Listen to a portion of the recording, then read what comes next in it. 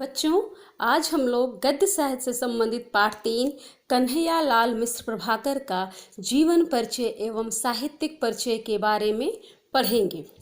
स्वतंत्रता संग्राम की ज्योति और पत्रकारिता की साधना में जिन साहित्यकारों और गद्य शैलीकारों का अभ्युदय हुआ है, उनमें एक नाम कन्हैया लाल मिश्र प्रभाकर जी का भी है।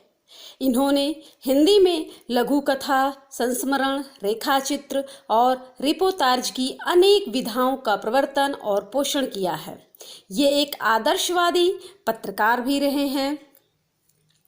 इन्होंने पत्रकारिता को भौतिक स्वार्थ की सिद्धि का साधन न बनाकर उच्च मानवीय मूल्यों की खोज और स्थापना में ही लगाया।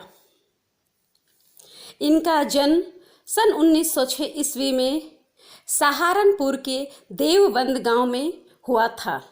इनके पिता का नाम पंडित रमा दत्त मिश्र था।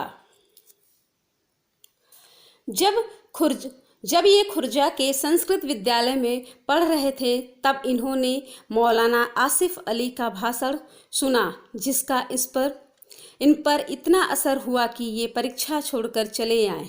इसके बाद इन्होंने अपना संपूर्ण जीवन राष्ट्र सेवा में लगा दिया। इनके लेख इनके राष्ट्रीय जीवन के मार्मिक संस्मरणों की जीवंत झांकियां हैं। स्वतंत्रता के बाद इन्होंने अपना पूरा जीवन पत्रकारिता में लगा दिया। 9 मई सन 1995 ईस्वी को इस महान साहित्यकार का निधन हो गया।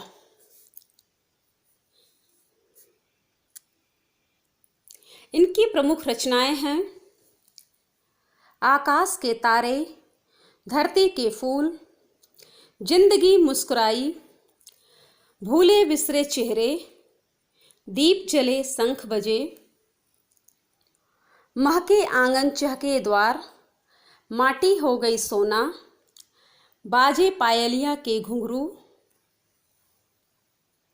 क्षण बोले कण मुस्कराए,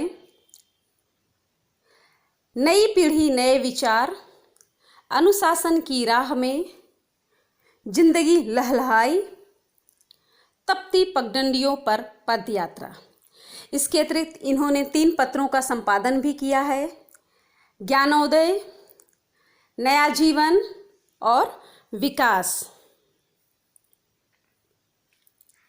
इन पत्रों से तत्कालीन राजनीतिक, सामाजिक और शैक्षिक समस्याओं पर इनके निर्भीक आशावादी विचारों का परिचय प्राप्त होता है हमें।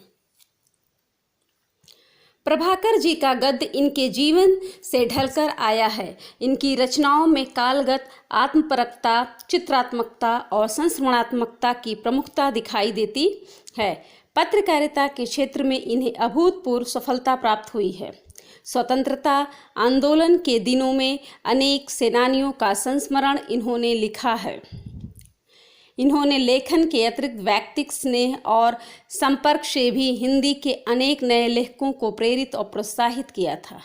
इनके व्यक्तित्व की दृढ़ता, विचारों की सत्यता, अन्याय के प्रति आक्रोश, सहृदयता, उदारता और मानवीय करुणा की झलक इनकी रचनाओं में मिलती है। अपने विचारों में ये उदार, राष्ट्रवादी और मानवतावादी हैं। इसलिए देश प्रेम और मानवीय निष्ठा के अनेक रूप इनके लेखों में मिलते हैं। इन्होंने हिंदी गद्य को नए मुहावरे, नई लोकोक्तियाँ और नई सूक्तियाँ दी हैं। कविता इन्होंने नहीं लिखी, पर कवि की भावुकता और करुणा इनके गद्य में झलकती है। यथार्थ जीवन की दर्द भरी अनुभूतियों से इनके गद्य में भी कविता का सौंदर्य भर उठा है। इसलिए इनके शब्द निर्माण में जगह जगह चमत्कार हैं। वार्तालाप में विदग्धता और परिस्थिति चित्रण में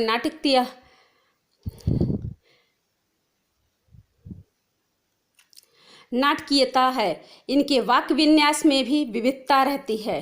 पात्र और परिस्थिति के साथ इन्होंने वाक्य रचना बदली है। विनोद की परिस्थिति में छोटे वाक्य, चिंतन की मन स्थिति में लंबे वाक्य और भावुकता के क्षणों में व्याकरण के कठोर बंधन से मुक्त कवित्वपूर्ण वाक्य रचना भी की है। प्रभाकर जी की भाषा सामान्यतः तत्सम शब्द प्रधान, शुद्ध और साहित्यिक खड़ी बोली है। इन्होंने उर्दू, अंग्रेजी आदि भाषाओं के साथ देश शब्दों एवं मुहावरों का भी प्रयोग किया है। सरलता, मार्मिकता, चुटीलापन, व्यंग और भावों को व्यक्त करने की क्षमता इनकी भाषा की प्रमुख विशेषताएं हैं। वर्णनात्मकता, भावात्मक नाटक शैली के रूप इनकी रचनाओं में देखने को मिलते हैं। सन 1990 में इन्हें पद्मश्री पुरस्कार से सम्मानित भी किया गया था।